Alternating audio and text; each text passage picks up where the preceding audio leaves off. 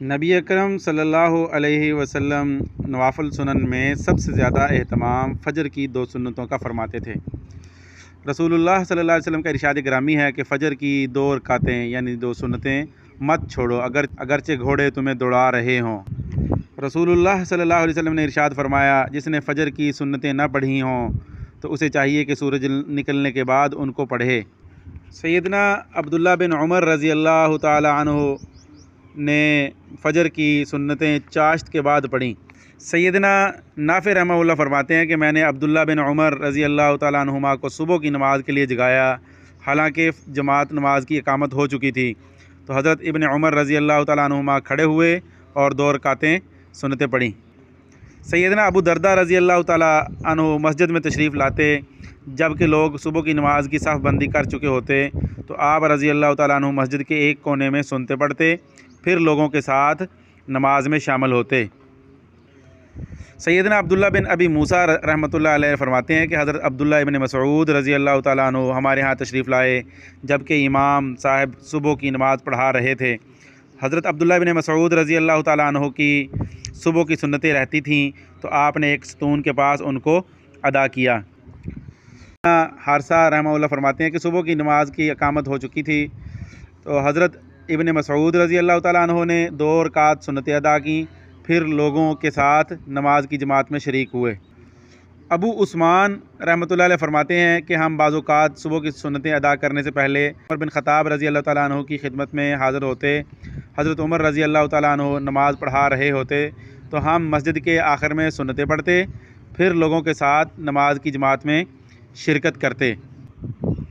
اگر سنتیں رہ گئی ہیں، جماعت میں شامل ہو گئے، تو پھر رسول اللہ صلی اللہ علیہ وسلم نے صبح کی نماز کے بعد طلوع شمس تک اور عصر کی نماز کے بعد غروب شمس تک نماز پڑھنے سے منع فرمایا ہے۔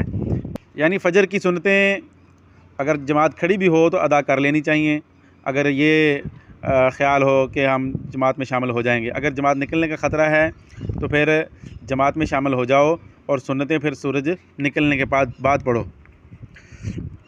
ایک اور روایت میں ہے کہ رسول اللہ صلی اللہ علیہ وسلم نے نماز فجر کے بعد طلوع شمس تک اور عصر کے بعد غروب شمس تک نماز پڑھنے سے منع فرمایا ہے۔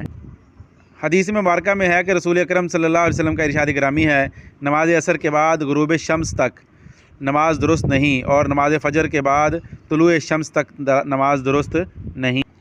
رسول اللہ صلی اللہ علیہ وسلم نے ارشاد فرمایا کہ نماز صبح ادا کر، پھر طلوع شمس تک نماز سے رکا رہے، یہاں تک کہ نماز عصر ادا کرے، پھر غروب شمس تک نماز سے رکا رہے۔ یعنی عصر کی نماز کے بعد مغرب تک اور فجر کی نماز کے بعد طلوع شمس تک کوئی نماز نہیں ہوتی۔ تو ایک اور حدیث میں عبداللہ ابن مسعود رضی اللہ تعالیٰ کی مرفوع حدیث ہے کہ تو صبح کی نماز پڑھ، پھر سورج بلند ہونے تک نماز سے اجتناب کر، بچا رہے۔ یعنی کہ رسول اللہ صلی اللہ علیہ وسلم نے نماز صبح کے بعد سورج نکلنے تک اور نماز عصر کے بعد سورج ڈوبنے تک نماز پڑھنے سے ممانعت فرمائی ہے۔ فائدہ: اگر صبح کی جماعت کھڑی ہو چکی ہو اور فجر کی سنتیں بھی ادا کرنی ہوں تو دونوں فضیلتوں یعنی ادائیگی سنت اور شرکت جماعت کو حاصل کرنے کی کوشش کی جائے، یعنی سنتیں بھی پڑھ لی جائیں اور جماعت میں بھی شامل ہو جائے۔ اور دوسرا، جماعت کی صفوں سے ہٹ کر سنتیں ادا کر کے جماعت میں شرکت کی جائے، اور اگر یہ اندیشہ ہو کہ سنتیں پڑھنے سے جماعت فوت ہو جائے گی تو پھر جماعت میں شامل ہو جائے اور سنتیں سورج نکلنے کے بعد ادا کرے۔ یعنی خلاصہ اس کا یہ ہے کہ اگر امکان ہو کہ میں جماعت میں شامل ہو جاؤں گا تو پھر اس سے پہلے سنتیں ادا کر لے ایک کونے میں الگ، اور سنتیں ادا کر کے پھر جماعت میں شامل ہو جائے۔ اگر یہ امکان ہے کہ جماعت نکل جائے گی، پھر سنتیں نہ پڑھے، جماعت میں شامل ہو جائے، پھر سنتیں سورج طلوع ہونے کے بعد سنتوں کو ادا کرے۔